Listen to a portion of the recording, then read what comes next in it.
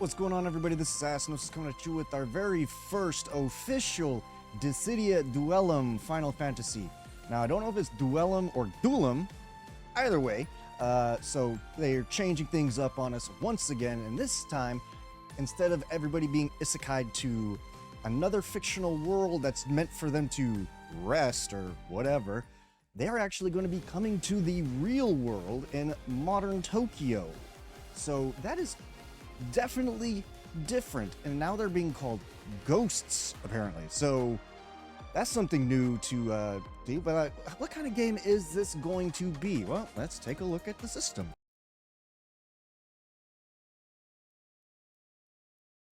So their Twitter announcement announced that it was going to be a team boss battle arena. Now, I wasn't really sure what the heck that meant, but then upon seeing the actual video get released, we can see that it almost looks like a PvEVP kind of thing. You are playing with two other players, and you're playing against another team to see who kills the boss the fastest. And of course, we do see the bravery accumulation and bravery bursts, and it looks like the gacha system is going to be based completely around the abilities, which honestly kind of a scary thought, because, well, that means it's going to be severely pay to win. I would rather see something else personally, like maybe even just a gacha for cosmetics, so, you know, who cares? Because we did see that there is going to be some outfits, so there is that. And then in this game, they are kind of changing it from Dissidia NT, so we got ranged, melee, support, agile, and well, let's go ahead and take a look at the characters that they have already put in for us for this teaser video. Sort of glow up, glow down. Credits to Delarobia from the community. He's given me the term that I am so going to use for this game, called yassified, because if you look at the way these guys are designed, it definitely looks like some sort of, not chibi, but like really, oh, we're anime style, like you're so kawaii kind of thing. And of course, Kane has to have a friggin' edgelord hat on, right? But yeah, so I'm honestly curious as to the choices of characters that they're starting us off with. For example, Gaia. Gaia, if I recall correctly, had a pretty big role, or significant role enough, to gain some popularity in Final Fantasy XIV in the Shadowbringers expansion, if I'm remembering correctly, because she's the Oracle of Darkness. And so interesting to see her be the front runner for 14 this time around. And then, of course, we got Krill, however the heck you say it.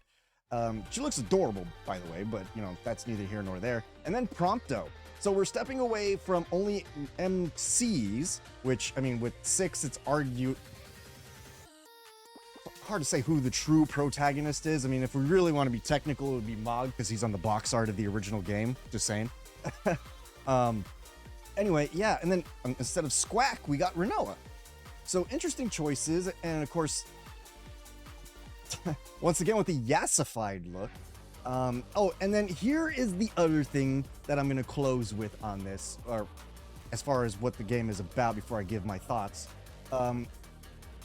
This just feels like a kick in the dick. Just saying. Immediately out the gate, they're teasing Rikku. Now, it kind of makes me wonder, are they going to renege on this and be like, you know what, actually, we're not going to give you Rikku anytime soon, so just kidding. Because I swear I remember back in the day when we were about to hit Crystal Strength level 80, there was a post from their Twitter about, ooh, wouldn't that be a great introduction to the Crystal Strength 80 era? And then we didn't get it. So, go figure, am I right? So, now, that being said, what are my thoughts on this?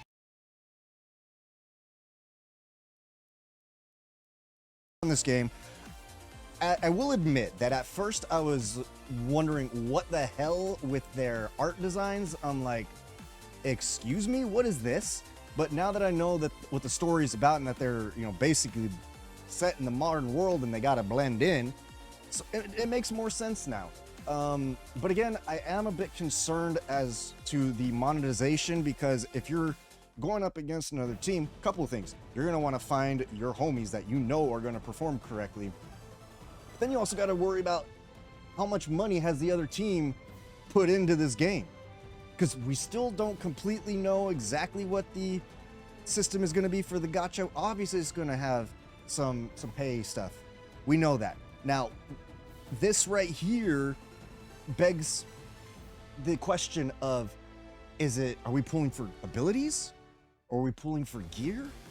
It doesn't look like we're going to be pulling for characters, which wouldn't really make sense in a Dissidia game, because that's not the point. Aside from, I think, NT, I think you had to buy the character packs to actually unlock them, maybe? Oh, no. They were released, but if you wanted extra stuff, you could buy them. It's been a while since I messed with NT. But yeah, honestly, I am going to give this game a go. I'm still unsure how I feel about the way the system is set up. The graphics look amazing, don't get me wrong, even with that yassified look. But an action-based game on only mobile devices does also give me cause for concern. But again, this is still very new. We have not even seen the closed beta test yet. I did sign up. I'm going to sign up again with another email address because I must get in this. Dissidia has held a long place in my heart for many, many years because it gave me, I've talked about this before, what I always wanted as a kid, and that's for my favorite Final Fantasy characters to interact with one another. So, that being said, I'm curious as to what you all think. Are you excited? Are you upset? At least it's not another esports thing. You know, there's that, right? And hopefully we don't end up with a stupid FR era like in Opera Omnia. And honestly, I never thought I was gonna... Well, I figured there would be another Dissidia game. Didn't think it was gonna be another gacha, but is what it is, right?